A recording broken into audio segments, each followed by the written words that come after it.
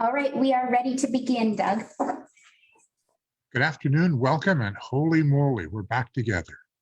I'm going to call the meeting to order at 1:35 in the afternoon of October the 20th. On the agenda, disclosure of pecuniary interest and general nature thereof. Any disclosures from anybody? None, so be it. We're going to come back and revisit minutes. Michelle is on another call, but will be joining us. She's logged in, but she has another commitment for a few minutes. We'll come back to that. Delegations, are there any that we need to be speaking to or speaking to us? No delegations. Moving on to new business. Big event. Sarah, welcome. Introduction of our accessibility coordinator. Holy moly. Tell us a little bit about yourself.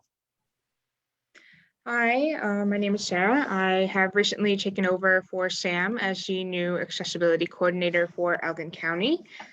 So I have some experience in working with accessibility projects. I did get a chance to work on some of this initiatives similar to the ones that we're working on here in the city of Woodstock. So I have a pretty good understanding of things like the multi-year accessibility plan, status report, compliance reports, which we will be talking about a bit today.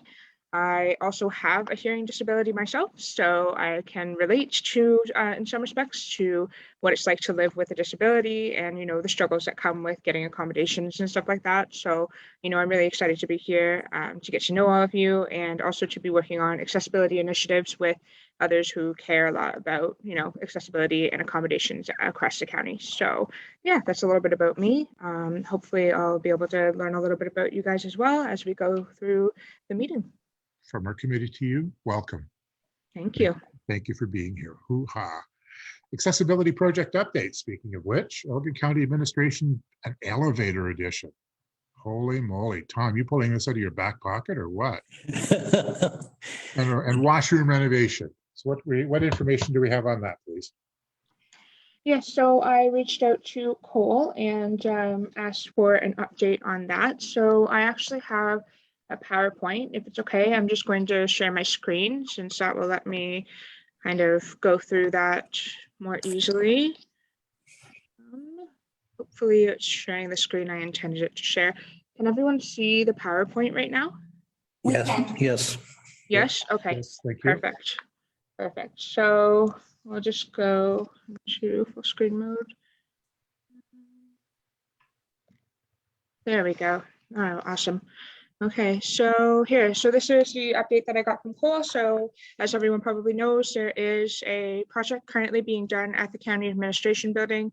We are putting in a new elevator and also updating to make a barrier-free accessible washroom, I believe, both in the basement and on the main floor. So particularly in regards to the elevator, Cole has indicated that the tender is closing October 26th, 2021. So that's coming up soon. The county council will have to approve tenders, so that will be around November 9th, 2021 at the county meeting. And then the project start date will hopefully be the last week of November, which is great. So we are, hopefully going to see those changes happening in the building late this year, early next year, and that will improve accessibility significantly at the county administration building. So that's all for that update. So we'll be able to use the front entrance and get through all levels of the building then. Yes, yeah, I believe so. That's my understanding of it. Yes. Thanks, Tom. Thanks, Sarah. Okay. That's it for that piece, Sarah? Yes, that's it. Yeah. Compliance reporting. Update on 2021 compliance reporting, please. All right, so as everyone may be aware, there are compliance reports required to be completed every 2 years.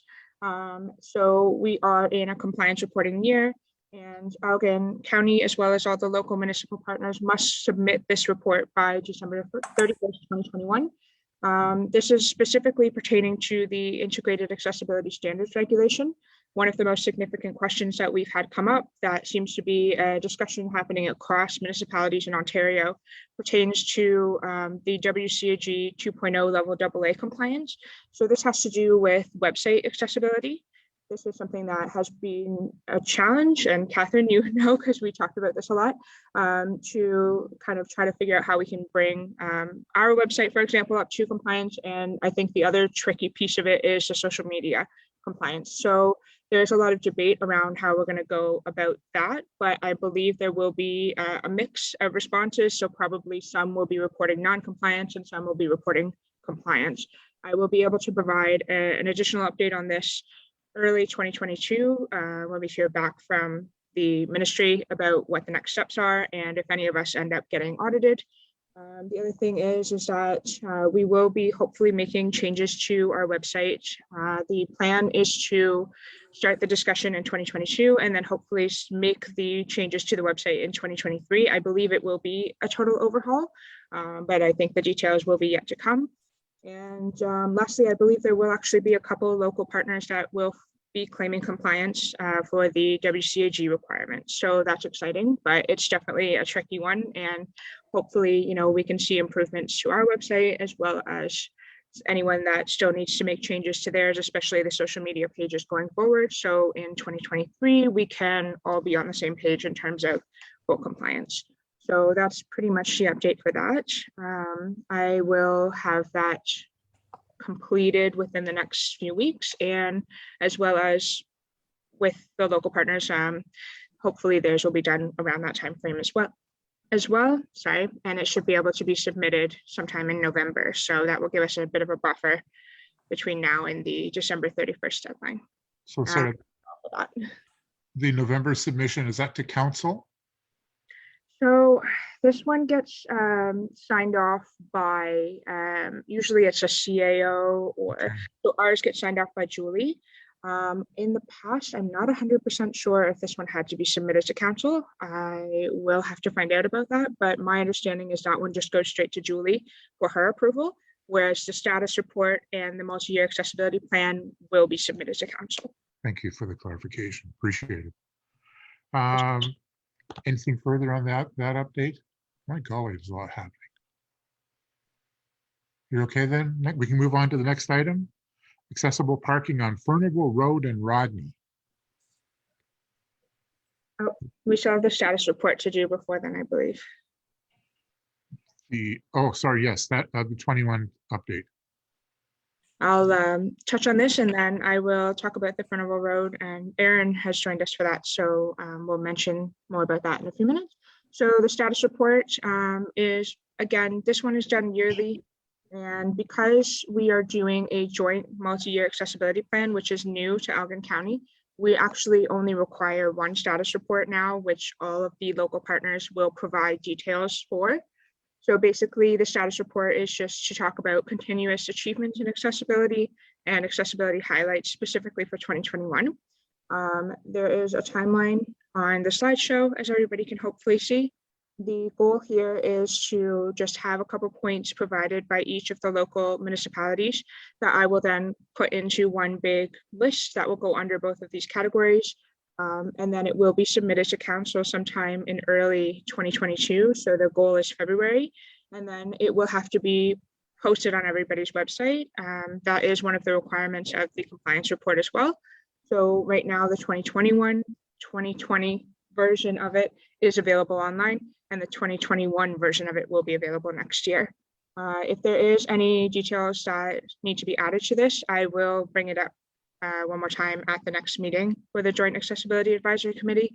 But I believe the bigger project that we'll be focusing on will be the multi-year accessibility plan, which has a lot more high-level details in terms of accessibility across the county. That's pretty much it on this. If anyone has questions about this one, though, do let me know.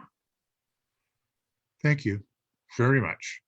Because I think once we get to, at our next meeting, when we get the chance to have it in front of us, it may help us focus a little more. But absolutely.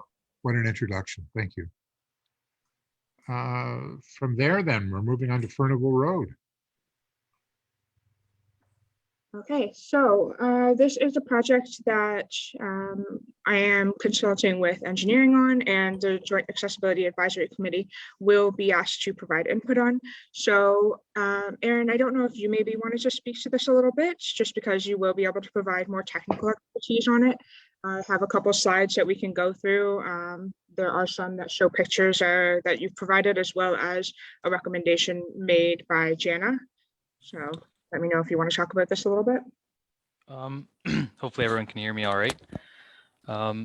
Yeah, so this past year we've undertaken the reconstruction of 2 roads in Rodney, both Queen Street and Furnival Road. Furnival Road now features some on-street parking that has been delineated by paint markings. A public consultation was taken in support of this project. However, no consultation was undertaken with the Joint Accessibility Committee. So that's what we're here to do today, and look at some existing conditions and maybe get some recommendations on the need, location, and design of accessible on-street parking. Thanks, Aaron. I appreciate your input. And yes, we will probably refer to you again when we have to ask technical questions. So as Aaron mentioned, Furnival Road is has been redeveloped, and per the Integrated Accessibility Standards Regulation, we do have to consult with the Accessibility Advisory Committee about the need, location, and design of accessible on-street parking.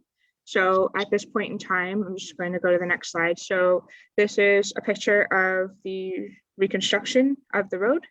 And as you can see, there is, maybe a little hard to see, but as you can see, there is some parking.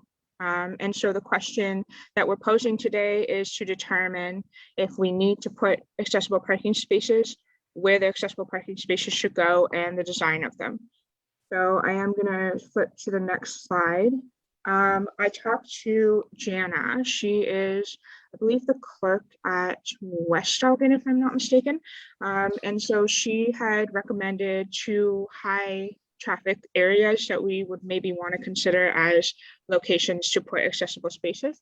One is on the corner of Furnival and Harper Street, and the other is on the corner of Furnival and Moira Street, I believe it's pronounced. So the one is in front of the bank and the other is in front of the post office. She indicated that these are probably the most common places that people would go to and may require an accessible spot.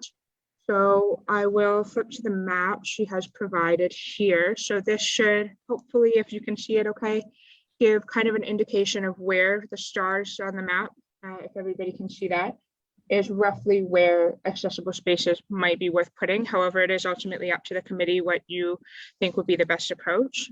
So I would like to pass it over to everybody here to give input on it if they would like, on if you believe there is a need and what you think about location and design of the accessible spaces. Thank you very much, Sarah. I'll start in, if I may, and on the accessible spaces. First off, absolutely, and that they be the proposal for the positioning.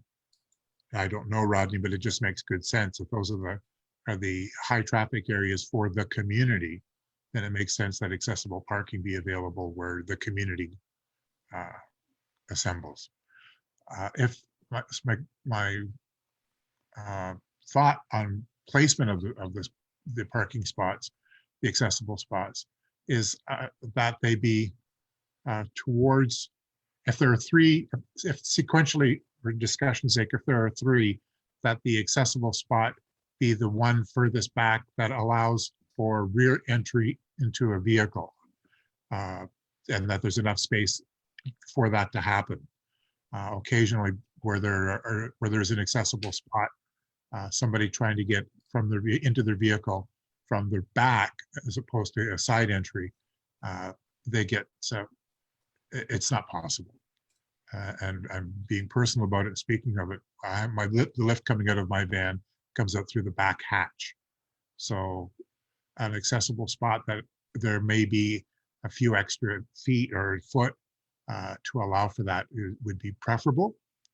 And the side entrance is already incorporated in why the accessible spot, or the sizes for the accessible spot. So my recommendation, if you will, or my contribution would be in the placement or the designation of the accessible parking spots and I'm assuming in our presentation today or the discussion today, there would be a limited number, like the two of them for the main street. So if I'm wrong, that's okay, be corrected. But that would be my thought, where the placement, the significance of the placement of the spots. Yeah, no, that makes sense. Aaron, did you have anything to add to that? Yeah, so we looked at installing the possibility of installing a type A or type B spot utilizing that width to make it a standard accessible spot. Yeah. And unfortunately, on in the downtown core of Rodney, I don't think it proves there's a significant challenge in terms of available real estate in order to install the spot and provide accessible grading on the adjacent sidewalk.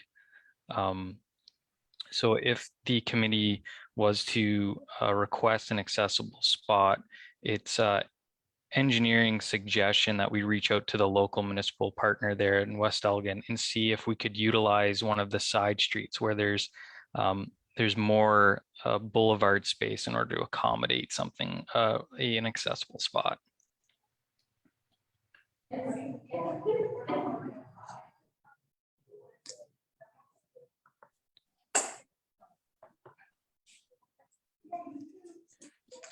So And if the, however, if the committee just would like these spots to be marked by line painting, that's easily completed in the current conception of the street.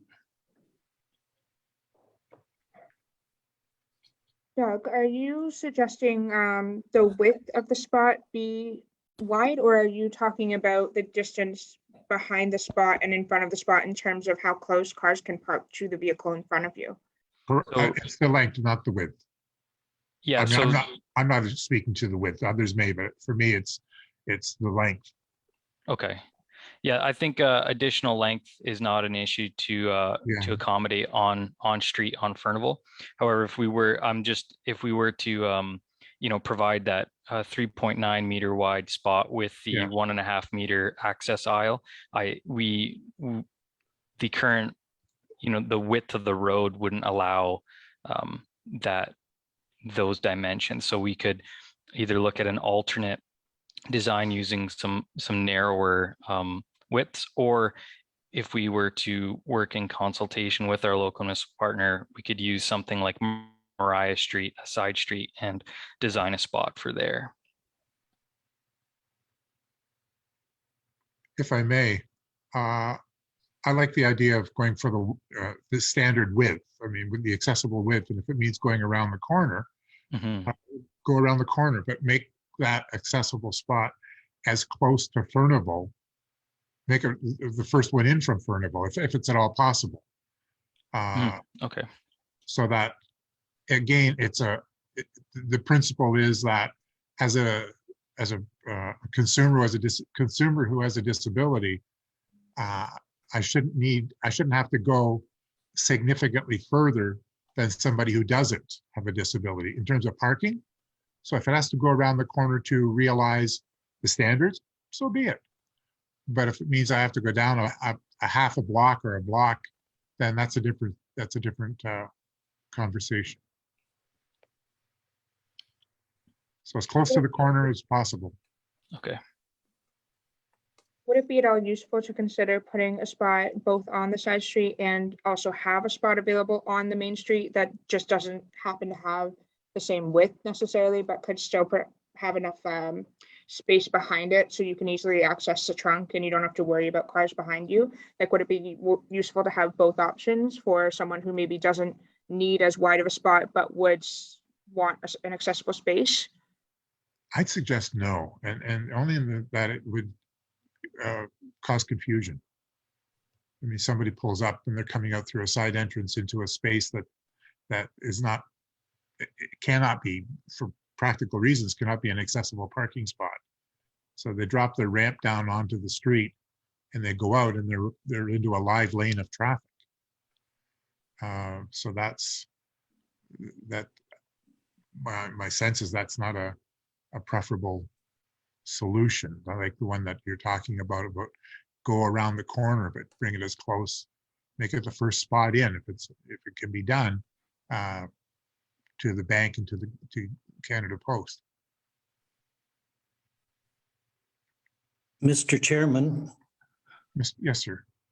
I guess the question, I've seen, I've been to Rodney 2 or 3 times.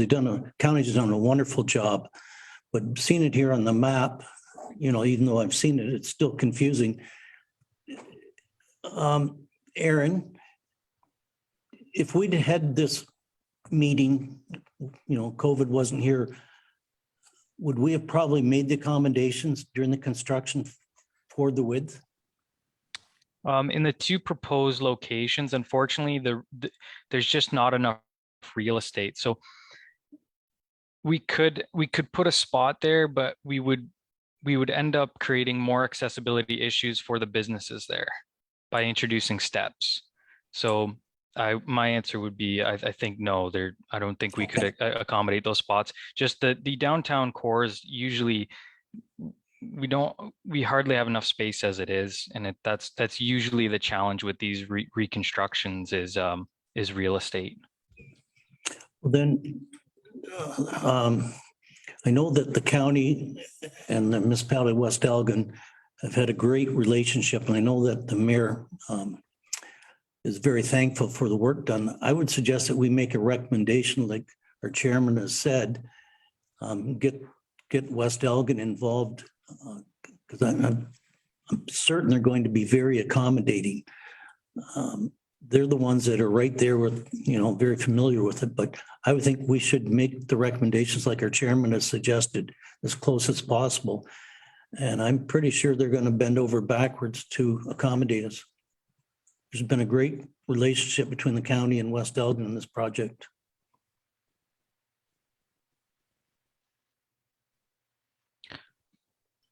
Thank you, Tom.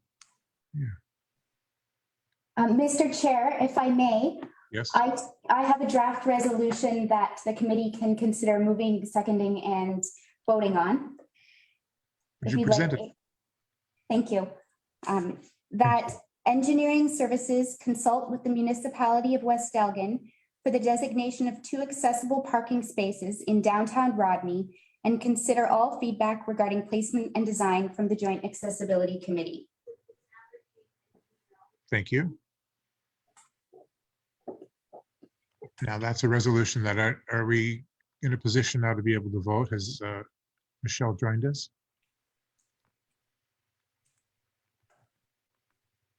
Looks No. like it. It looks like Michelle has joined us. Yeah, I'm here. Yeah, excellent. Welcome. Good to hear you. Hello. Yeah. Hot darn. So that, Michelle, did you hear the resolution? I heard the resolution. Yeah, it sounds pretty good to me. So we need a mover and a seconder, if we may. I can move. And who's left a second? Oh, that would be me. Well, I think it'd have to be, No, probably be me. Is you, yes. that right, Diane? Yep. Happy to second it. So Michelle and Tom. Any other questions about the resolution? Mr. Chairman, and then if we pass this, it'll go to the councils. And I would hope that their feedback would come back to us. We can request that, please. And that way we'll be satisfied or not. Yeah. Thank you. Yes.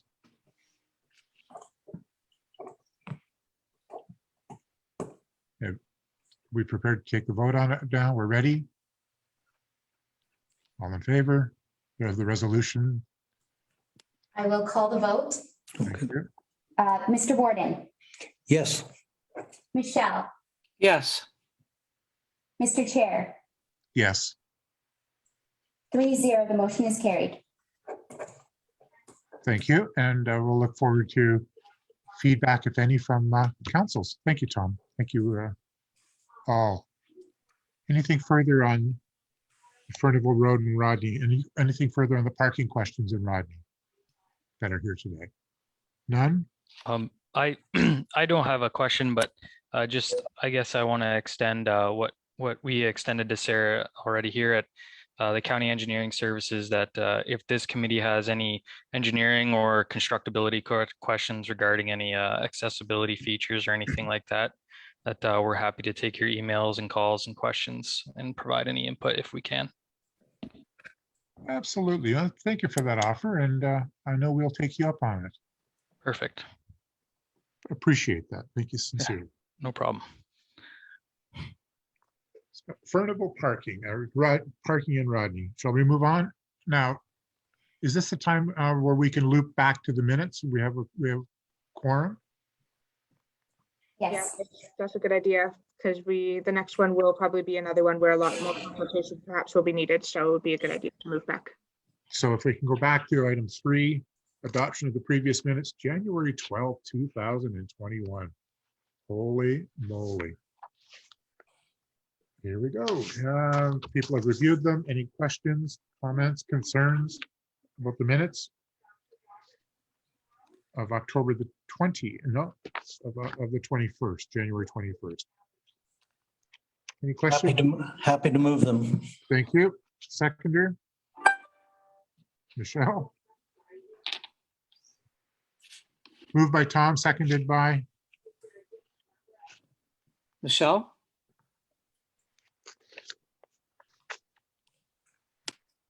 Hello. Michelle, have you joined? Are you with us? Yeah, sorry, can you hear me? Can now. Okay, I thought I had seconded that motion. On approval of the minutes? Or Yes, acceptance of the minutes? yes. We just didn't hear you, that's all. Okay, no worries. So thank you very much. We have a mover and seconder. And if no questions or comments, we'll consider the minutes adopted. I'll just call the vote, if that's all right. Absolutely. Thank you. Mr. Warden, Yes. Michelle Horton, Yes, Doug Mayer, Yes. 3-0, the motion is carried.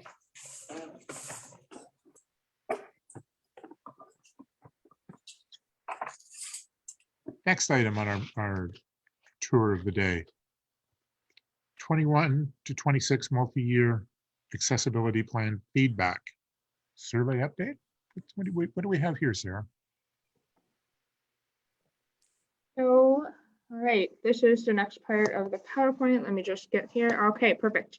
So again, much like the status report, the joint multi-year accessibility plan is going to be a collaborative effort. This is new again for Elgin County. So it will be a collaborative effort with Elgin County as well as all of the local municipal partners, as you can see listed on the slideshow here.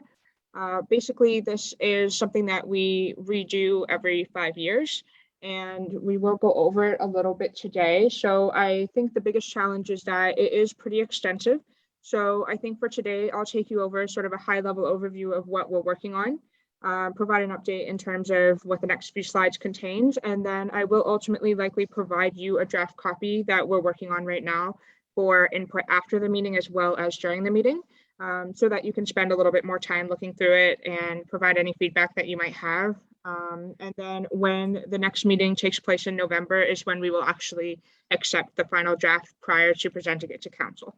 So if we go to the next one, so this is a survey. So we did a survey with the public. I do have it here on hand, and the survey was aimed at getting feedback that could maybe be incorporated into the multi-year accessibility plan. Some of the general feedback that we received was to provide better training regarding service animals. So somebody had talked about how there was a lot of complications with regards to them having a service animal and bringing it into certain locations. So that might be something to include in the training that will be provided across the county. That is one of the initiatives that we have in the MYAP draft. Ensure better communication and feedback concerning services or facilities for persons with disabilities. So again, I think this is really just wanting to have a better better access to be able to ask questions and have them answered in a timely manner. So I will make sure that all of the emails, correspondence, options are updated and have my information. Unfortunately, I think some of them may still have Sam's information, but I will make sure that gets fixed. Permit access to elevators in public buildings at all times. So unfortunately, this one did not provide a specific example of a location where the elevator requires a key and you can't just access it at any time. So this is something that will probably just be looked at across the counties just to kind of make sure, okay, is there anybody who currently is aware of a public building that has an elevator that requires a key? Make it easier to find information for contacts to reach out to concerning accessibility. So they do a great job at the county level of providing my information, but I think it would also be good to probably make sure that the local partners have kind of a direct email to go to, or even just to have my information. My information is also in that location. Increased representation of persons with disabilities working in municipalities. Of course, that would be fantastic. I'm all for that. That will be something that will be accounted for when doing training with HR and recruitment and stuff like that. So we will talk a little bit about like how to, be aware of, diversity, equity, and inclusion, for example, in the recruitment processes. Improve sidewalks and accessibility paths at beach and outdoor facilities. So this was a recommendation made specifically about Port Stanley. It would have to probably be further investigated, but it would be something that, again, is obviously good to take into consideration when setting the goals for the MYAP for this municipality. And then the last one is improve wait times and availability for accessible transportation. So this is specifically for West Elgin. And it was another recommendation. Somebody basically indicated that it takes a long time to get through, and you have to call really early, or spaces might fill up quickly, which is understandable and is an issue that other places, I believe, also run into, because accessible transportation can be kind of limited. So again, that's something that would be good to consider in terms of a goal. And I'm thinking that I will get in touch with West Elgin and discuss the possibility of like the different types of booking systems that they use, as I had worked on a project with City of Woodstock when I worked there with regards to that. So these are some of the survey responses that I got. They are helpful. So I will move on to the next slide though. So basically here, what we're doing here today is sort of just a high level overview to have some feedback from all of you on the MYAP and understanding what the Joint Accessibility Advisory Committee thinks in terms of progress, goals, and timelines. Specifically, I think we're looking mostly for input on goals. So things you think that should be worked on across the county that apply to any of the municipalities. So again, this is an IASR requirement, but also fantastic to have the voice of people with disabilities involved in this process as much as possible. So I just kind of put a slide in here just to let everybody know that I will be sending it out, and timeline. So because it's supposed to be 2021 to 2026, we are in a bit of a time crunch. Originally, I would have wanted to work on this earlier, but circumstances did not allow for that. So we are hoping to have the sections by the local municipal partners done by November 8th. So that on November 15th, which hopefully that date will work for everybody, when we meet again, we'll be able to finalize that copy. I know that doesn't give a lot of time, but I did want to make everybody aware of the timeline that we're working with. If we absolutely cannot meet that deadline, we do still have the option to push it forward to the very last council meeting of the year. But the idea was to try to avoid it, because I know that one's usually pretty full. So ideally, we will be presenting it at the November 23rd, 2021 council meeting for approval, and then it will get straight onto the website, because not just for compliance purposes, but we do need to have it up to make sure that the public has access to it, especially because it has been a bit of a delayed process. So that's it for this particular slideshow. I'm just going to see if I can figure out how to, I'm just going to stop sharing for a minute and then try to get my other document pulled up. So just give me a moment. Bear with me here.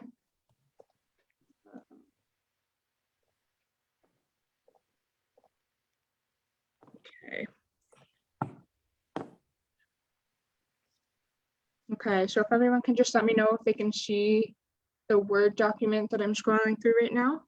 Yes. Perfect. Okay, so I'm just going to make the view bigger.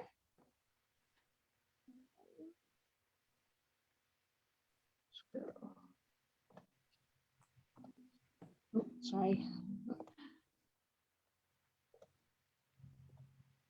There we go. Okay.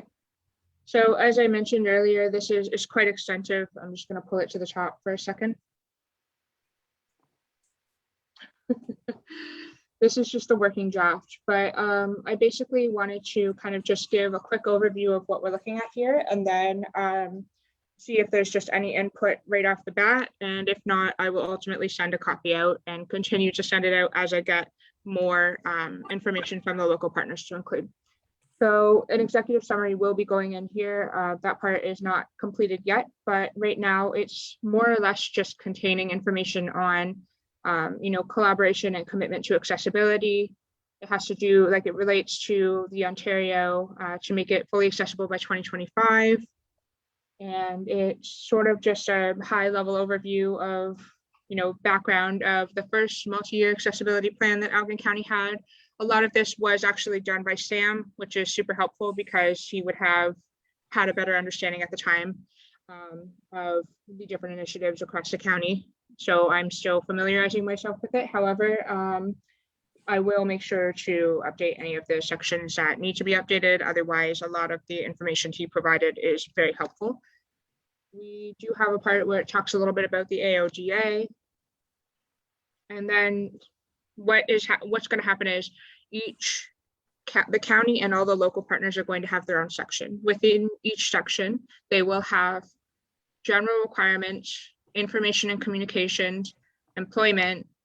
Only West Elgin will have transportation, and then design of public spaces, customer service, and compliance. So it will include a breakdown of what each one is. We have information on each of the municipalities, and I will update the plan coordination to include a more detailed overview of how it was created. I'm just going to go down a bit to Elgin County. So Elgin County is one of the ones that has more or less been completed. So I thought maybe we can start there. So as you can see, each section will include the part 1 general requirements, or whatever the part is. It will have an overview of what it is and how it aligns with the IASR and the AOGA. The most important sections and the parts where I'm looking for feedback on especially is the progress. So anything that was done in the last 5 years regarding the previous multi-year accessibility plan for Elgin and all the local partners, we put that information into here. So it includes, anything from those 5 years and what has been achieved with regards to the section that we're in. So progress is specific to general requirements for the section. The most important thing, however, is the goals. So goals is where we determine what we're going to do in the next 5 years. That is where I absolutely would like to know if there's anything that this committee would like to include in the goals for any of the local partners, including the county, and it can be input into each of these sections. Because of how much detail it includes, it might be difficult to go over it in depth today. I think it would require more like reading and time to spend on each section. However, if there are any goals, we can discuss those after and just have a list of them, and then I can figure out how to input them based on the section that they would fall under. We also have timelines. So for any goals that are set, we try to give a generalized idea of the timelines when they would like to be achieved by. Some stuff is ongoing, so it will be worked on over the 5 years or currently being worked on, doesn't necessarily have a deadline. Then we have between 2021 and 2023. So anything that kind of has been achieved or will be achieved in the next 2 years will go in that section. And then 2024 to 2026 is anything that we are planning to do later on during the 5-year time span.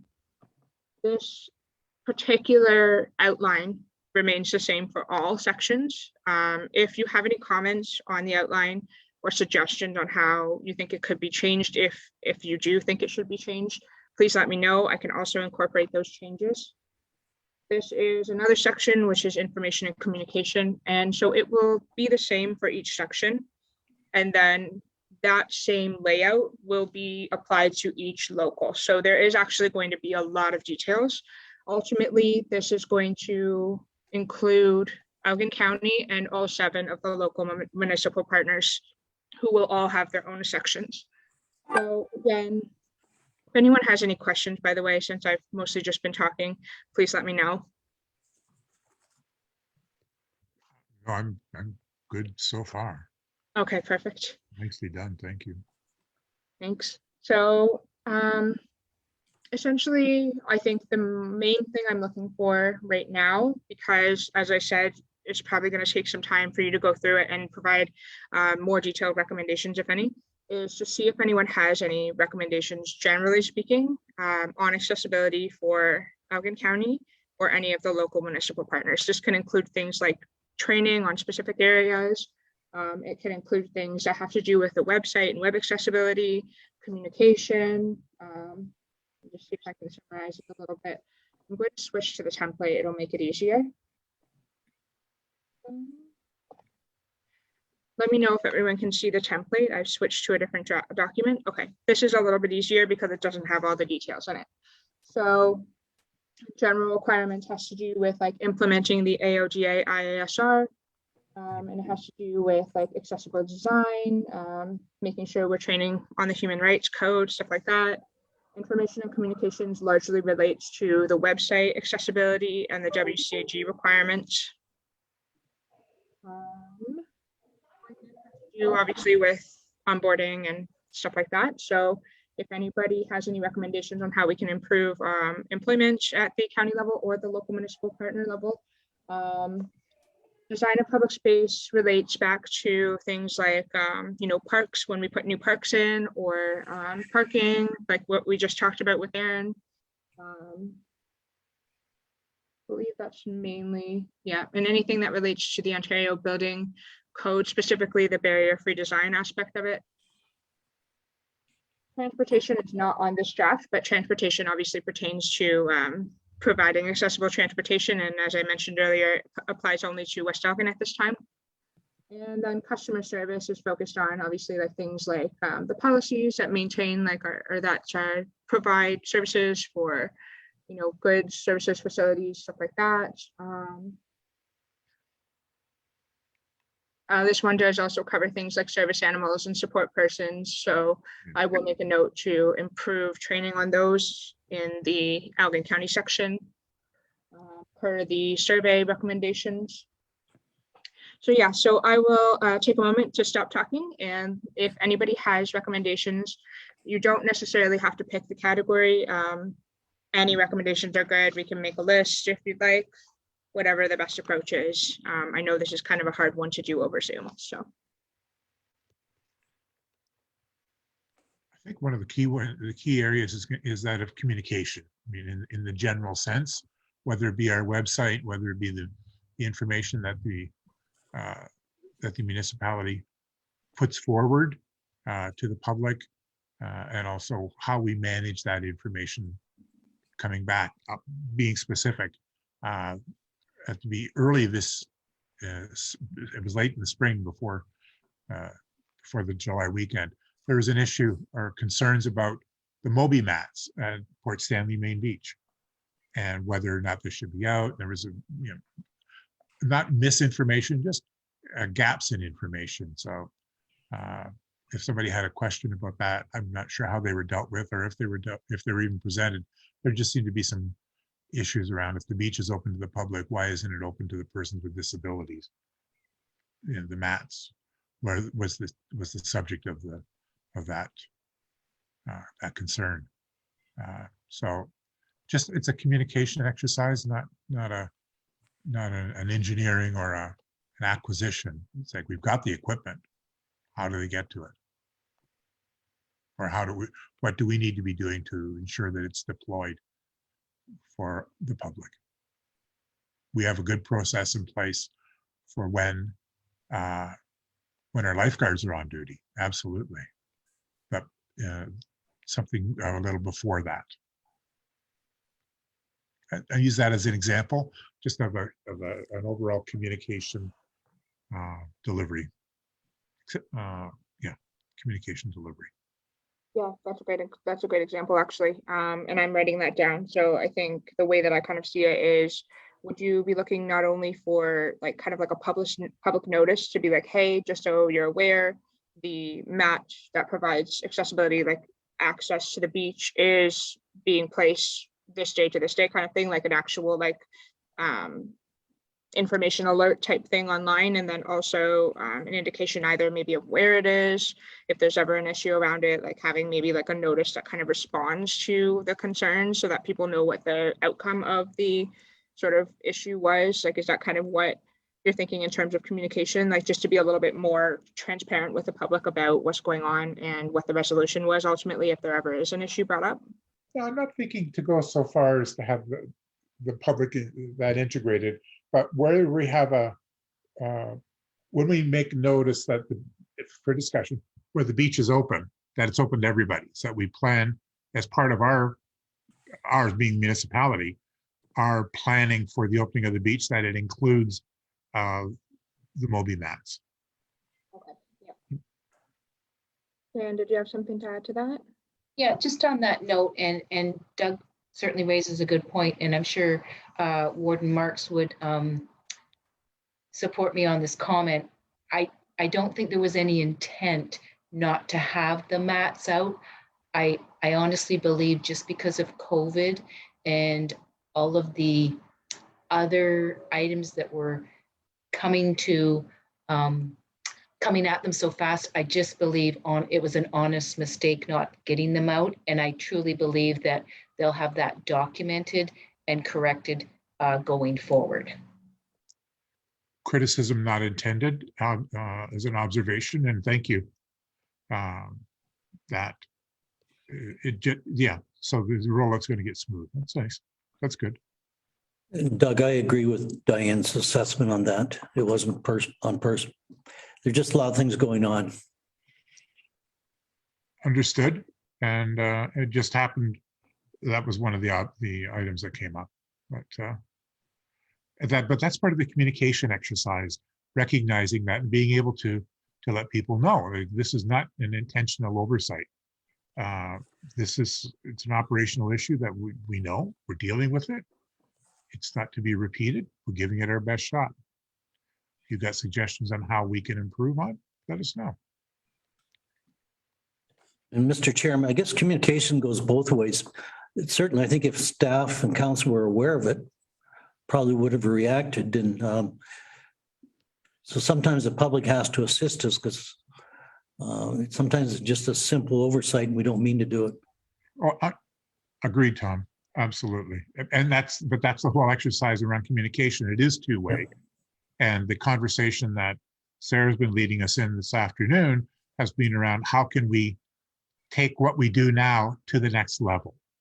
And we've got to, with the good, with Sam and Sam's predecessors, we have a good base that Sarah's working from. And you're taking us into a new, into a more, not streamlined, but a more dynamic interaction. We've done our homework, laid our groundwork, and now it's a matter of execution. For sure. Yeah, so I do think the communication is a significant piece of, what we are hoping to see improved in the next 5 years. We do have an accessible feedback form. I'm wondering if there is a need to promote that more. I'm wondering if there's a need to make it more known to the public that they have the option to reach out through that, specifically pertaining to accessibility issues. So maybe that is a goal that we can look into adding under communication, is just to make sure that the accessible feedback form is sort of being promoted in some respects. So that way we can have that two-way communication and it can be easier for people to access. Access it, be made aware that it's available. Yeah. Can I ask a question? It's Michelle. Yeah, for sure. So I'm understanding from your conversation that the Moby mats never made it out this summer. Is that the idea? No, that's not it. The Moby Oh. mats were not out before the lifeguards came on in July. The public were using the main beach. It was open to the public without there being lifeguards on for a period of time. Okay, During that interval, there were comments from folks that if the beach is open to the public, where are the Moby mats? You tell us you've got them. Where are they? They were rolled out as has been our practice, starting for discussion again, the July 1st, when the lifeguards came on duty and the beach was fully functioning. There was no question about the Moby mats. They were there. Absolutely. It was just that space prior to the long weekend. Or to the, okay. So they eventually made it out. Yeah. But only after the lifeguards' presence was established. yes, which has been our practice in previous years. Okay, gotcha. Okay. So the mats were there. There was just some question about, well, if somebody who could walk can get down to the water, why can't I? Right. So basically, it shouldn't be dependent on the lifeguards being there. It's basically once the beach is open to the public, as it was at whatever point in time that was, then immediately the Moby mats should be there. And as you guys explained, it was just simply missed because we are in strange days the last 2 years. Heck yeah. Mr. Chair, if I remember, I think April was like summer. Well, The agreed, weather, Tom. the weather, and I think that was a lot of it. And Diane probably could help here. Yeah, I guess the beach is open every day of the year, but no one bothers in January sort of thing. But, we have to be careful with the care of those mats. Otherwise, certain weather, without staff oversight, then they're ruined kind of thing. We've had some storms. So I think I'd have to rely on staff's input onto this. And I would second that with you. I would support Diane? that. Absolutely.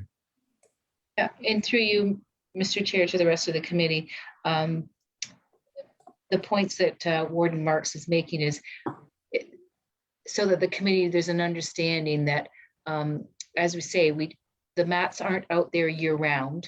I believe everybody would understand that, obviously, because of ice and snow and that in the winter, they probably wouldn't get used and they would get damaged.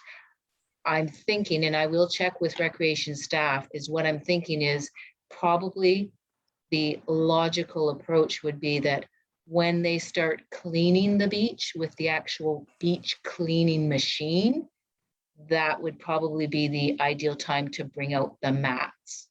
And that's prior to the July 1st weekend. Yeah. Right? That makes more sense. I think if I'm reading everybody correctly. I would agree with you. I think that's Okay. that's a reasonable approach. So again, I can certainly check with our recreation staff on that.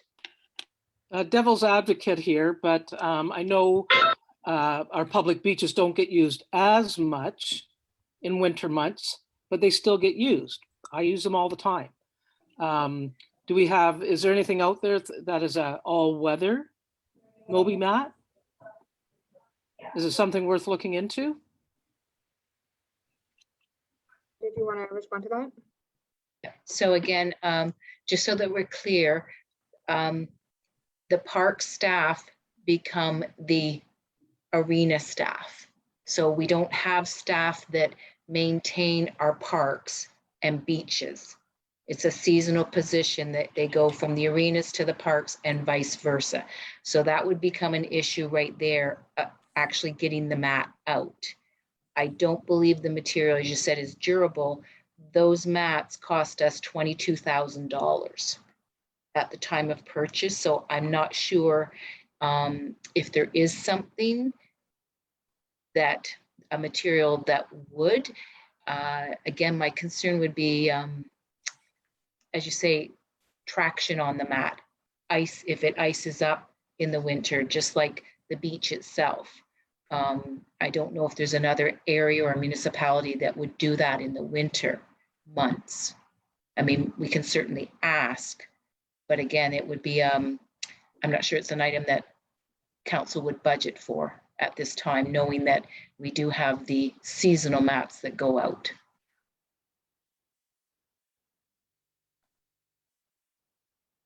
I don't know if that answers or gives any insight to your query, Michelle. Well, it helps, Diane, definitely. It's just my concern that, you know, anybody with a disability is welcome to come to the beach, but only as of July 1st or whatever, you know, up until the day that the moving mats are removed, and you're out of luck for the rest of the year. And, you know, like anything, I don't think that's terribly fair. I think it's, you know, it's on us to find out if there is such a thing as all-weather mat or all-weather system, portable or otherwise. That so I just think it's something that perhaps needs to be revisited. I get it; they're expensive. I get it that there may not be anything out there. I get it that we have summer staff versus winter staff. I think that can be worked around. You know, just because they work only in an arena, they should still be able to put something out if we were to find something. You know what I mean? Like, it shouldn't say, well, you can't do anything on the beach because it's wintertime, meaning the staff. Yeah, most of the time you're in the arena, but because we want people to have mobility year round, then they would put out the all-weather one in the winter if we were to find something like that. That's just my opinion. Thanks, Michelle. Other comments? Great discussion. Thank you. Because I appreciate what you're saying. You know, I go down to the beach in the winter and I look at, it's got to be a hell of a durable product. And I look at all the driftwood that's lying out there. Anyhow, any other comments? Sarah, anything further you're looking for from us? So if there is any other recommendations at this time on like other initiatives you think that should be included in the goal section of the multi-year accessibility plan, please do bring them up now. And if not, of course, I will be sending out the draft so you can comment further on it in an email to take some more time to look over what's already been included. So that being said, is there anything else you would like to see included in the goal section to take on over the next 5 years across the county, whether in Central Elgin, Elgin County, or any of the other local partners? At this time, I have nothing further. Anybody else? Did you have, or what did you have anything else to add? I do not. Michelle, anything else come to mind? I'm good, thanks. No, I'm good. Okay. Let's move on. Survey update, Sarah? Yeah, so we did go over that already. Sorry, I realized how I put it in the order. So that was where I talked about some of the recommendations that were made by the public for the multi-year accessibility plan. I believe those will probably be incorporated if they haven't already been. And then, of course, you will have the chance to look it over and give your approval on the final draft before it goes to council. So if there's anything that either has not been added, it can be, or anything that you feel maybe doesn't hit the mark when it comes to accessibility, it can be removed. We will definitely talk more about that at the next meeting. And in the meantime, I'll just be looking for any feedback after this meeting is over. Thank you. Any other business, new business from anybody? Mr. Chairman, if I could, Yes. I had a caller, and this goes back to end of last winter. We didn't have a lot of winter last year. Good thing or bad thing, I don't know, but Central Elgin and the county have roads now that are becoming more urbanized. We're getting some more stop signs, and I had a gentleman not complain, but point out to me that when they're plowing snow, things that were acceptable in the past. We had more people with scooters and mobility issues. And we need more direction, I think, for them to make sure that the crosswalks, to get a wheelchair and a scooter up close enough to hit the signal lights was his thing. And it was at the end of the winter season. I don't think we've had a snow since, thank goodness, but I thought at our next Jack meeting, which today is the first opportunity, I wonder if we could maybe send out a reminder to our good work crew, because it's some, they've been plowing snow and do a great job, but I think we just need that reminder. I thought rather than Tom Marks complaining, if it come from the Jack board, maybe they'd read it and take it a little more serious, because it's 3 a.m, 4 a.m, they're out there plowing snow. Yeah. Maybe they don't think about it, and they're not doing it on purpose, but unless you've been in that scooter, you don't realize it.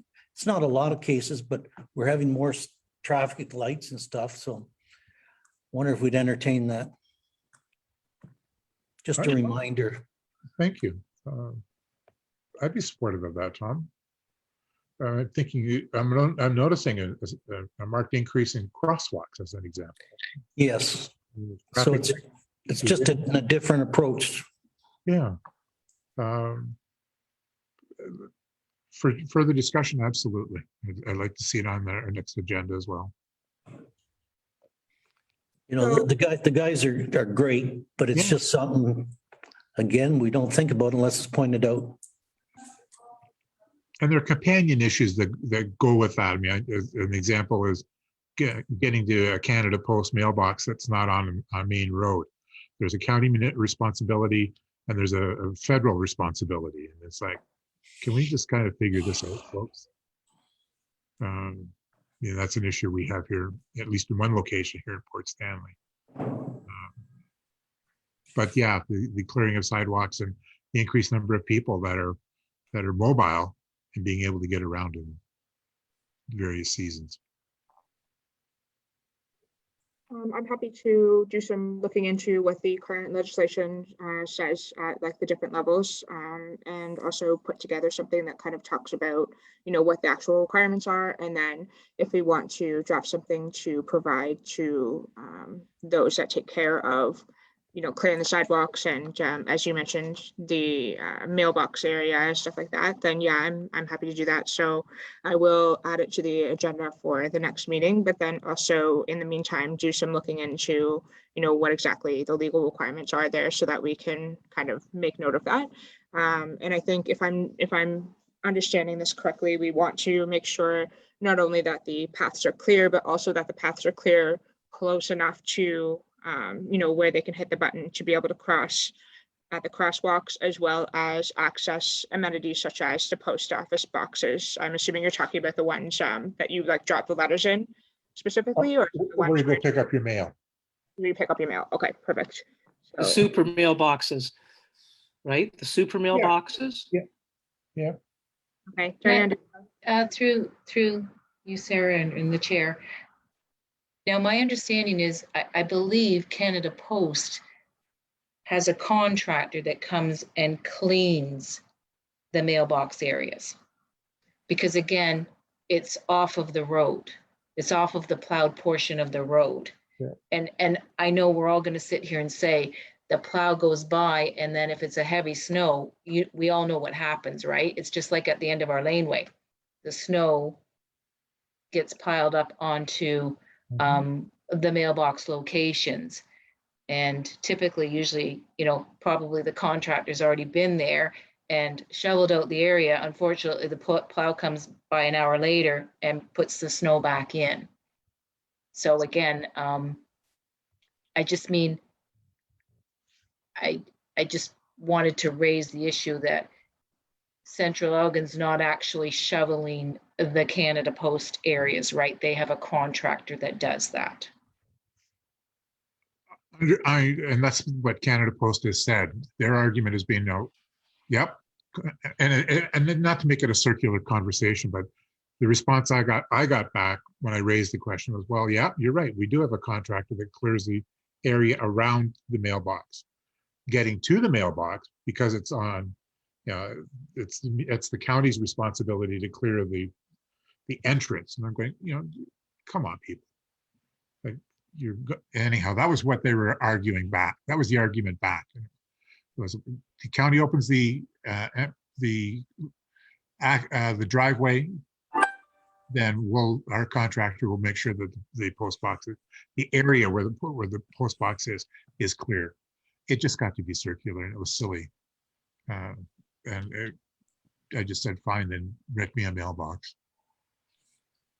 I'll come to your building. So that was not to be flip about it, but that was just in apropos of Tom's comment about just being able to clear the areas so that people can push the buttons or actually come off the sidewalk and cross the road.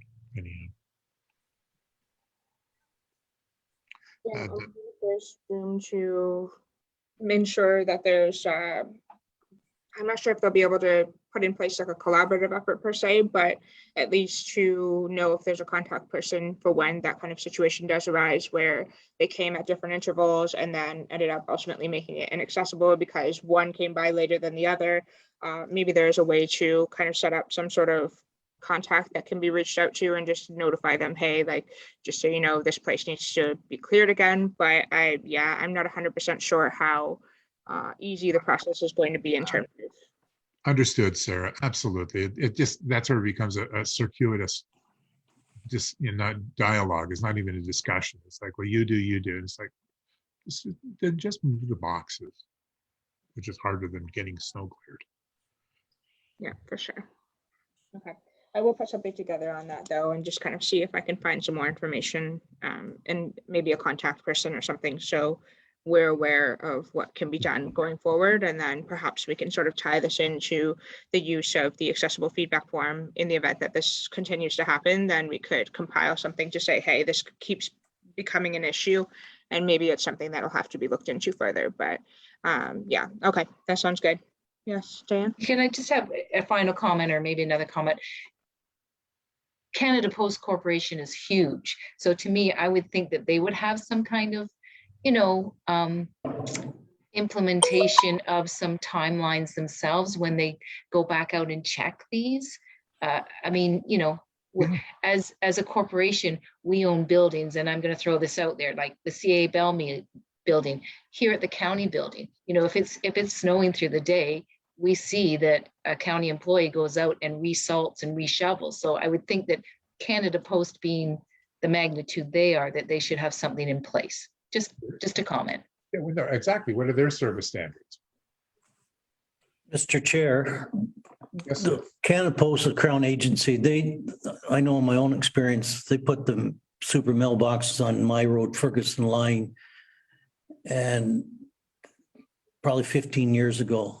I know there's a contractor somewhere who's been paid to clear that snow, and I don't think it's ever happened. The good neighbors look after it. And there's been so many people take a run at Canada Post, so I haven't got a lot of hope they're going to change. But for the people on our streets, if we can just take, if they're on a scooter or wheelchair, so they can access that push button, that's my point. Canada Post is a whole different kettle of fish. I don't think we're ever going to change them.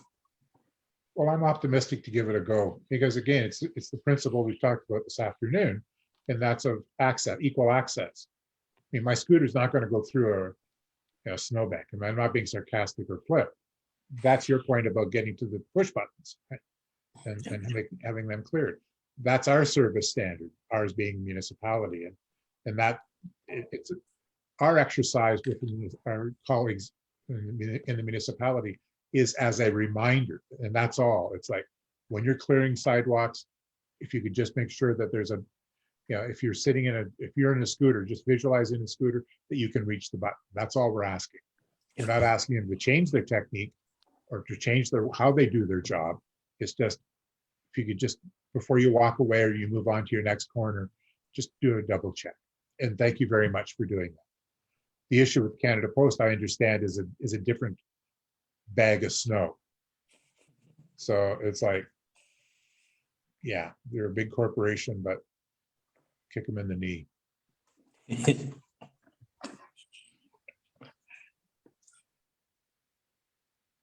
Anything further? Sarah, is anything further you're looking for from us, from the committee? No, I believe that's everything that we needed to cover for today.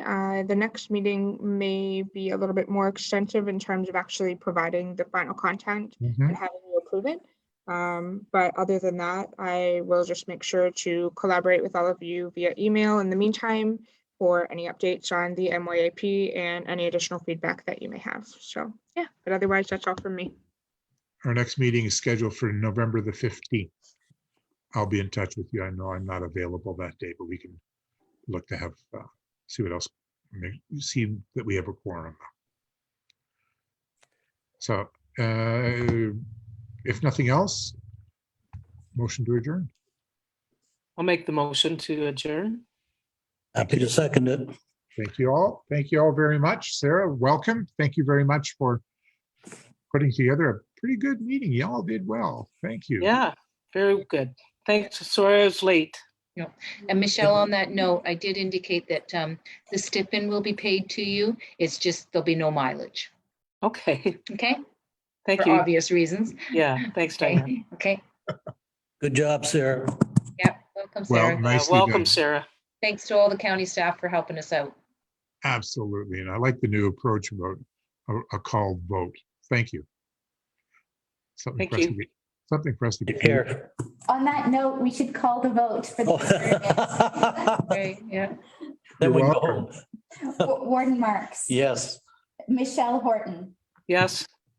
Doug Mayer. Yes. 3-0, the motion is carried. It's a Thank wrap, you. folks. Catch you all at the next Yeah. meeting. Take Yep. care. Bye for now.